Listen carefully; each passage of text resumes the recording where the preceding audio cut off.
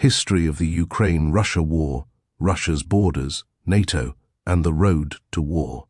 From the collapse of the Soviet Union to building tensions, a full-scale invasion looks like a single decision. But the Ukraine-Russia war is better understood as a slow-building collision between borders, security alignments, and a leader's belief that time was running out. The war continues. Russia still occupies roughly a fifth of Ukraine's territory, while Ukraine has preserved its state survival and denied Moscow the quick victory it sought.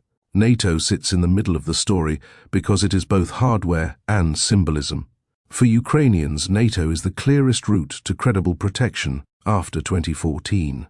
For the Kremlin, NATO is the institutional face of an American-led order that has been pushing closer for decades. The story turns on whether any future ceasefire can be enforced automatically enough to change Russia's incentives. Key points: the control fight hiding inside the headlines.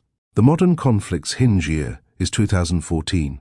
Russia seized and annexed Crimea, and war ignited in eastern Ukraine, creating a pattern of territorial control backed by force and contested in diplomacy.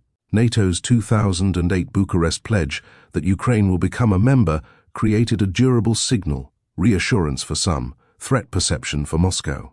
Putin's core framing ties NATO expansion, US military infrastructure, and missile defense fears to Russia's security and status, most explicitly in his 2007 Munich speech and his 2022 invasion address.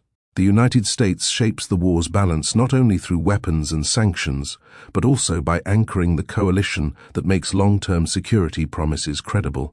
Putin's relationships with other states function as a support network, strategic cover, and trade with China, munitions with North Korea drone, technology links with Iran, and operational support from Belarus. Winning is not clean. Ukraine is winning survival, Russia is winning occupation. The deciding contest is endurance, industrial production, external supply chains, and political cohesion. How broken assurances became a security cliff. Ukraine's geography makes it both a bridge and a buffer, a large state between Russia and the NATO-EU space, with Black Sea access and a long historical entanglement with Moscow. That geography magnifies every security choice Ukraine makes because those choices are read by Russia as changes to Russia's own strategic depth. In 1994, Ukraine gave up the nuclear weapons left on its territory and accepted political assurances in the Budapest Memorandum. The memorandum matters today, less as a legal shield and more as a psychological scar. It shows the difference between an assurance and a binding defense guarantee. In the same era, NATO expanded eastward. NATO framed this as sovereign states choosing alliances. Russia increasingly framed it as a narrowing ring of US-aligned military capacity. You do not need to pick a moral side to see the mechanical tension. Alliances move borders of obligation, and obligations change risk calculations. The 2008 NATO Bucharest Declaration is the turning signal. NATO said Ukraine and Georgia will become members, while deferring the practical path and timing. That created a long, ambiguous corridor, enough promise to shape Ukrainian aspirations, enough uncertainty to keep Russia probing what it could prevent. In late 2013 and early 2014, protests known as Euromaidan followed President Viktor Yanukovych's decision not to sign an EU association agreement. The crisis ended with political rupture and Yanukovych leaving Ukraine. Then came 2014's hard break. Russia seized Crimea and later annexed it. The UN General Assembly passed a resolution that affirmed Ukraine's territorial integrity and noted that Ukraine had not authorized the referendum in Crimea. Putin's Crimea address presented a historical and strategic justification, insisting Russia was correcting a wrong and defending compatriots. War also ignited in eastern Ukraine, in parts of Donetsk and Luhansk. With Russia-backed separatist forces, the Minsk agreements reduced violence at moments, but did not settle sovereignty. They became a partial valve, not a solution. After 2014, Ukraine's NATO trajectory hardened into laws and constitutions. That mattered because it made the question less negotiable, not just a government's preference, but a state's declared direction. By December 2021, Russia published draft security guarantees documents aimed at halting NATO expansion and constraining NATO deployments. When Russia did not get the legal rollback it sought, it launched the full-scale invasion in February 2022. The mechanism trap: deterrence, encirclement, and endurance. The sovereignty trap: when neutral stops being neutral. Ukraine's stake is sovereignty in the plain meaning, the right to choose its alliances, government, and future without external coercion. Russia's stake, as expressed by the Kremlin, is security plus leverage. Even when Russia speaks in the language of history, the policy demand tends to be control over Ukraine's orientation, keeping it from locking into Western security systems. That is why neutrality is unstable. If Ukraine is neutral but Russia can still punish it by force, neutrality is not protection. Russia portrays any attempt by Ukraine to align for protection as a threat. Either path triggers risk. NATO's feedback loop: deterrence signals that can trigger preemption. From the Western view, NATO is a deterrence machine. It clarifies commitments and raises the cost of aggression. From the Kremlin's view, NATO is a moving line that can bring planning, logistics, surveillance, and strike options closer. The Kremlin often treats NATO less as a treaty text and more as a pipeline that connects a neighbor into US-led military infrastructure. This is the feedback loop. The more insecure Ukraine feels after 2014, the more it seeks Western security ties. The more it seeks those ties, the more Russia claims it is being boxed in. The more Russia acts to prevent the ties, the more Ukraine seeks them. The 2008 Bucharest will become members' language is the prime feedback signal. It created expectation without closure, and uncertainty tends to produce worst-case planning. The US-based timeline: fear, missiles, minutes, and strategic panic. When people say Putin fears US bases, they are not referring to a literal American flag on a Ukrainian base tomorrow. It is about timelines, how quickly certain systems could, in theory, detect, target, or strike, and whether Russia believes it would have warning and room to respond. Putin's 2007 Munich speech explicitly attacked the idea of expanding missile defense elements in Europe, arguing it would disturb Russia and feed an arms race logic. The speech matters because it shows the mental frame. Even defensive systems are read as part of a changing strike and response equation. You can disagree with the fear. You can also see how it becomes useful. It is a strategic argument to the outside world and a mobilizing story at home. We acted because we were cornered. The escalation boundary, nuclear risk, and the limits of maximal aims. Both sides face ceilings that keep total victory hard. Ukraine cannot trade away territory easily because territory is not just land. It includes people, ports, resources, and precedent. If borders become negotiable under force, Ukraine's long-term survival becomes conditional. The regime's legitimacy has fused with the war, making it impossible for Russia to retreat easily. A retreat can be framed as failure, and authoritarian systems fear failure because it changes elite loyalties. NATO states face their ceiling, sustaining Ukraine militarily while avoiding direct NATO-Russia war.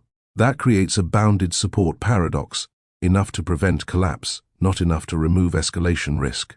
Production, supply chains, and political endurance shape the outcome of an attrition war as much as battlefield brilliance. Putin's regime security lens: why humiliation stories become policy. It is impossible to diagnose Putin remotely, but you can find recurring drivers in his public framing and Russia's written demands. One driver is status. Putin has consistently denounced a US-led unipolar order, asserting that the Cold War overlooked Russia's interests. The Munich speech is the clearest early public expression of this worldview. A second driver is regime security, fear that Western influence and mass protest dynamics can destabilize states on Russia's perimeter and eventually Russia itself. In this frame, Ukraine's political drift westward is not merely foreign policy, it is an existential governance threat. A third driver is closing window pressure. The December 2021 draft security guarantees were structured like a last attempt to rewrite the board, seeking constraints on NATO enlargement and deployments. That looks like a leadership belief that waiting would produce a worse strategic position. Together, these drivers help explain why the Kremlin can simultaneously speak about history and act with cold strategic logic. The story is identity, the mechanism is leverage. The speech-to-action chain, how public narratives lock leaders in. 3 moments are especially important because they lock incentives and narrow exit ramps. Munich 2007, Putin articulates a worldview of US overreach, NATO expansion anxiety, and missile defense concerns in Europe, framing Russia as pushed into resistance. Crimea, March 2014. Putin frames Crimea as historically Russian and strategically essential and casts Western responses as hypocritical. It is a justification speech, but it also signals something colder. Russia is willing to change borders by force and absorb punishment. February 24, 2022. Putin's invasion address frames NATO expansion and military infrastructure in Ukraine as unacceptable and portrays invasion as necessary for Russia's security. Whatever one thinks of the claims, the speech demonstrates how the Kremlin wants the war understood as a defensive necessity, not elective aggression. These speeches are not just propaganda, they shape bargaining space. When a leader publicly frames a war as existential defense, compromise becomes politically harder because it can be described as surrender. The production bottleneck, drones, shells, and the industrial race. In 2026, winning is often decided by whether systems show up on time: air defense interceptors, drones, artillery ammunition, spare parts, repair capacity, and power grid resilience. Reuters reporting in late February 2026 highlights the drone-dominated character of the battlefield and how it constrains movement and raises casualty risk. External supply relationships also shape Russia's endurance. Public reporting has repeatedly pointed to North Korea as a major munitions supplier and to Iran-linked drone pathways, while China provides economic ballast and strategic cover without necessarily wanting an uncontrolled escalation. Ukraine's endurance is heavily dependent on sustained Western support and the coalition politics behind it, especially the credibility of long-term commitments that survive election cycles. The winning illusion, maps that move slowly until they don't. If winning means achieving maximal political aims, neither side has won. Ukraine has won the survival contest so far. The state holds, the government functions, and sovereignty is preserved in law and identity. Russia has won the occupation contest so far. It still controls significant territory and has shown the capacity to sustain long war pressure. So, the better question is, who is closer to breaking the other side's coalition? Time, infrastructure attacks, fatigue, and the sheer scale of reconstruction needs test Ukraine's coalition. Russia's coalition is tested by costs, sanctions pressure, and the dependence on partners and workarounds that can tighten or fray. Neither test resolves quickly. That is why the war can look static until a supply shock, political shift, or operational surprise changes the timeline. What most coverage misses? The hinge is simple. A ceasefire without automatic enforcement is not peace, it is a reload window. Mechanism. If Russia expects violations to produce slow debate, uneven penalties, and delayed support deliveries, probing becomes rational. If Russia expects violations to trigger immediate costs, sanctions, snapback, tightened enforcement against war inputs, accelerated arms delivery schedules, then violation becomes less attractive. Signposts to watch: whether any proposed monitoring includes credible verification and pre-agreed consequences, and whether key backers lock in multi-year production and delivery schedules that are difficult to reverse quickly. What happens next? The bargain space only exists if enforcement is automatic. The short term is still about capacity, protecting energy systems, sustaining air defense, and keeping the war economy alive on both sides. Recent reporting shows continued heavy strikes targeting Ukraine's energy infrastructure and ongoing pressure across multiple regions. The medium term is about coalition durability, Ukraine's ability to keep external support aligned, and Russia's ability to keep its economy and partner network functioning under pressure. On the 4th anniversary, the Kremlin publicly framed the conflict as a broader confrontation with the West, which signals a willingness to extend the timeline rather than rush a compromise. Plausible outcomes cluster into 4 paths. 1. A monitored ceasefire that freezes lines, paired with a security package for Ukraine short of NATO membership but stronger than political assurances. The pressure point is enforcement design, verification, guarantees, and what happens on the first violation. 2. A long frozen war with periodic spikes, where talks manage violence but do not settle sovereignty. Production, which includes drones, shells, interceptors, and the financial infrastructure necessary to maintain them, is the pressure point. 3. Renewed major escalation, driven by perceived windows of advantage or fear of losing momentum. The pressure point is sudden shifts in mobilization, strike intensity, or external supply quality and quantity. 4. Gradual Ukrainian recovery over years, if Western support remains steady and Russia's capacity or willingness to pay erodes. The pressure point is Russia's partner network and the internal political need to reframe victory. Real-world impact, daily life as infrastructure, prices, and fatigue.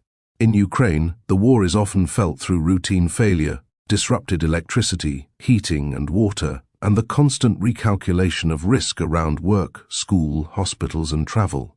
UN Human Rights Monitoring in early 2026 emphasizes the civilian impact and the effects of attacks on energy infrastructure during freezing conditions. Across Europe, the conflict functions as a defense and energy war tax, higher military spending, industrial reprioritization, and political fights over sanctions, aid, and migration. Globally, the war adds uncertainty premiums, insurance, shipping risk, commodity volatility, and pushes governments and firms to rethink supply resilience, especially for energy and defense inputs. Diplomatically, the war sorts relationships. Some states align with sanctions and support them, while others hedge or deepen ties with Russia to leverage trade for resources.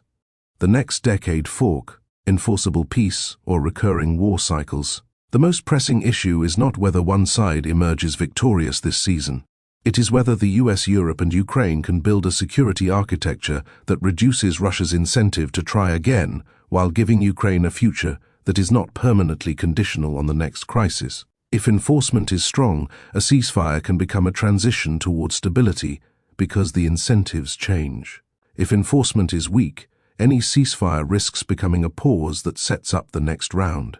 Watch the concrete signposts, verification design, automatic penalties, multi-year industrial commitments, and the political staying power behind them. The historical significance is that the post-Cold War European premise, borders are not changed by force, is being tested in real time, and the result will shape how other powers calculate risk for years.